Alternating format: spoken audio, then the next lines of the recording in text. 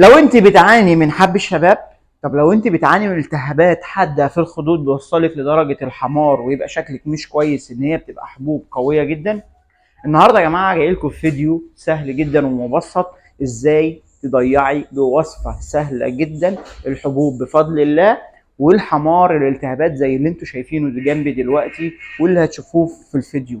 ان شاء الله حاجات بسيطه جدا يا جماعه ووصفات سهله قوي هعملها لكم واحده واحده، خليكم معانا. بس انا عايز بس من حضرتك يا قمر انت اللي تتفرجي عليا يا بنت صلي على حضره النبي، زيد النبي صلى. مش عايز اكتر من كده، اضحكي. ايوه انت، والله العظيم انت زي العسل عشان تتفرجي عليا. ورجعت لك تاني يا ست الكل. بس قبل ما ارجع لك يا بنت، لازم تهتمي بنفسك. الاهتمام بالذات هو اهم حاجه. جوزك وعيالك وصديقتك وصديقك والحاجات دي كلها اهم حاجه الاهتمام، واهم من ده كله يا جماعه النفسيه. النفسيه لو اتظبطت كل حاجه بتتظبط.